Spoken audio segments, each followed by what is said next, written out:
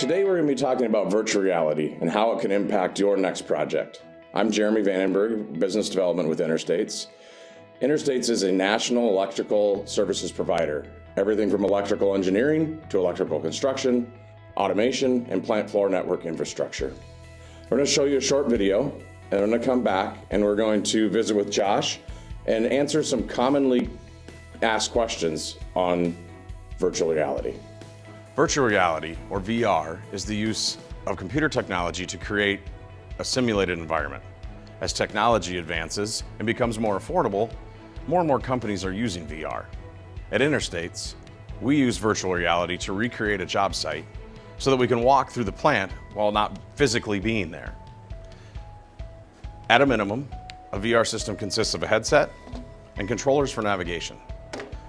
Some systems require additional tracking sensors and a large computer to run, while others are self-contained and extremely portable.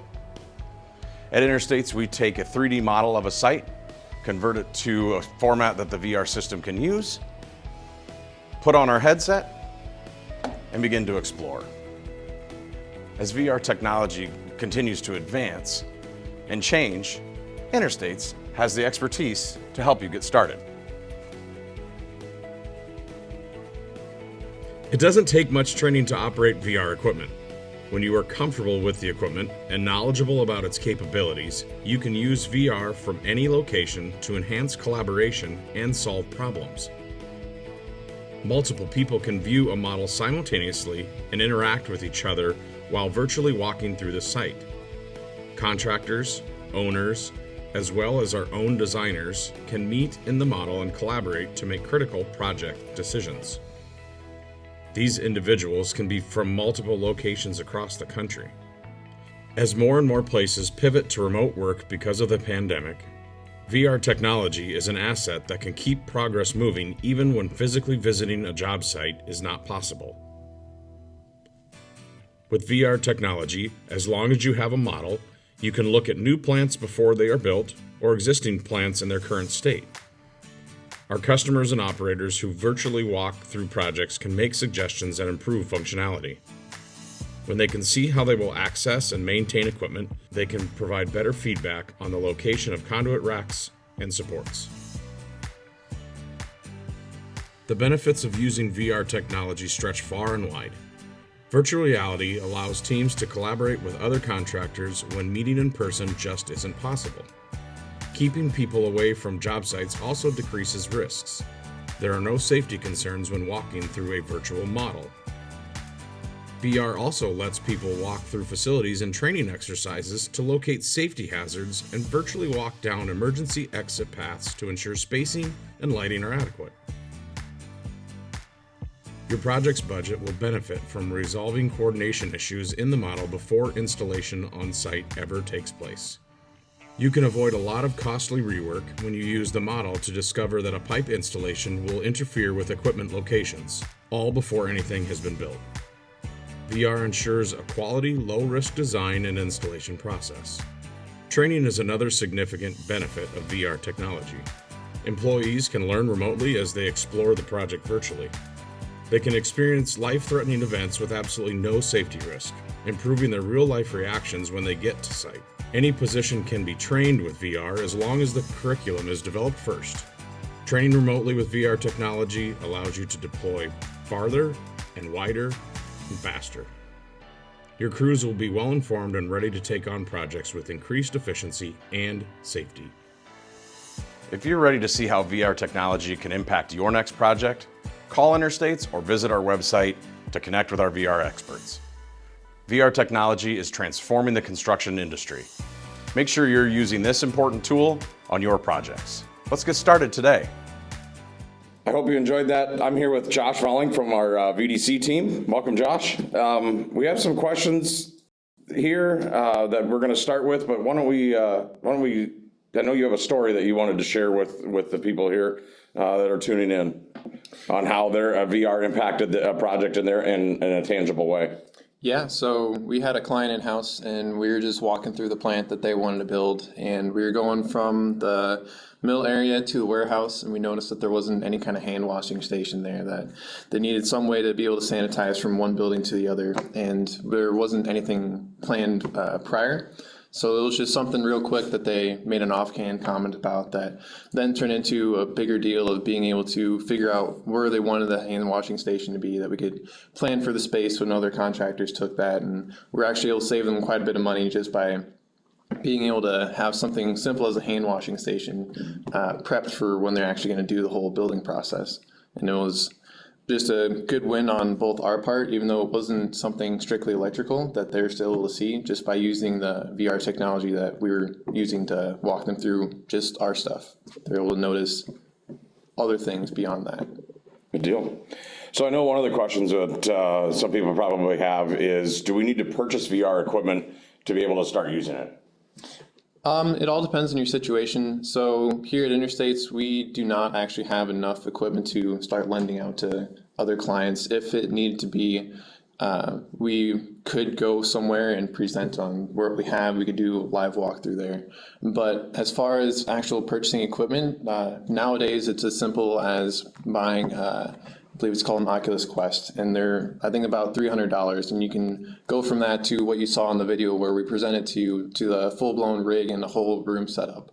So it all depends on the comfort level and the amount of investment that you actually want to do into VR.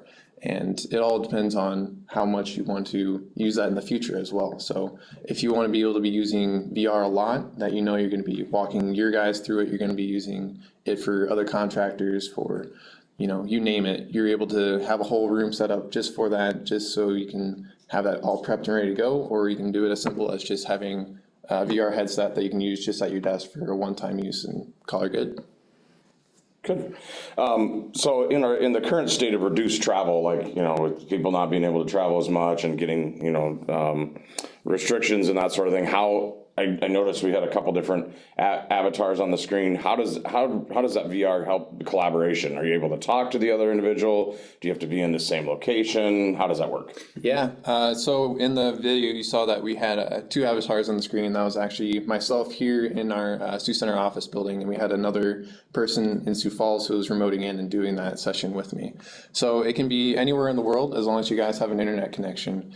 And with that, for the program that we were using, it was all held within that one application. We weren't trying to run a Microsoft Teams meeting as well as our VR demo and other stuff along with that. It was all within that one application itself that I was able to talk to. His name's Dave. I was able to talk to Dave in Sioux Falls, and we're able to just communicate back and forth that way.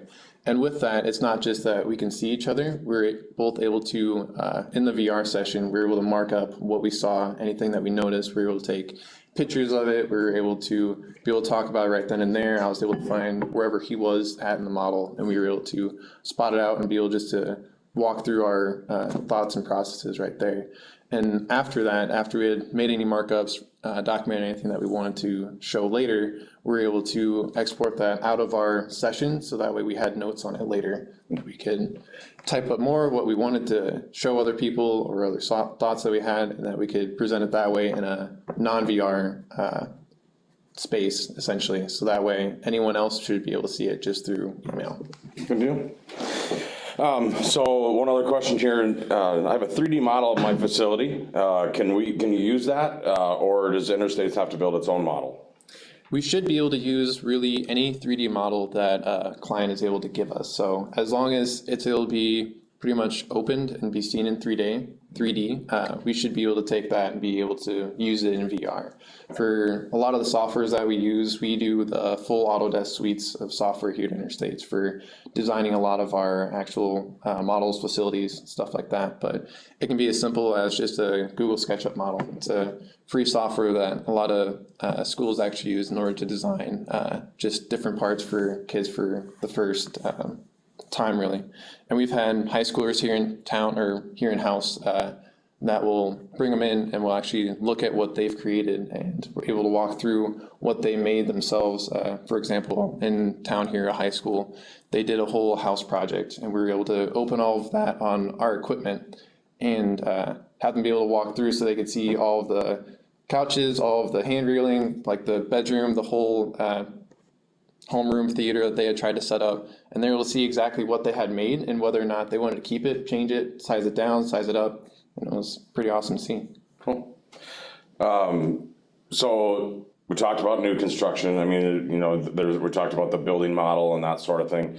What about an existing facility? Is there a way that if we don't have a model today that you can make a model and we can do that? Absolutely. So being electrical contractor in the industrial field, we'll actually have a number of clients that don't have a lot of great documentation for the plant that they have. And so what we've done for them, depending on the needs that they exactly had, we've gone in and we've scanned the whole facility to be able to see exactly what they have there, that we're able to then model in our software. So that way we can create a VR experience for them, or we're able just to have it for our records. So that way we can design our electrical system around that.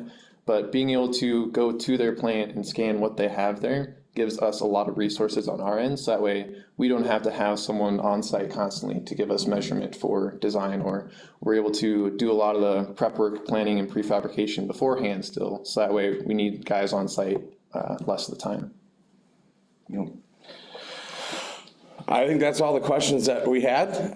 We appreciate you tuning in. And if you have any questions, you can absolutely reach out to myself or Josh through the contact page for Pack Expo Connects, or you can visit our website at www.interstates.com and connect with us there. Thanks.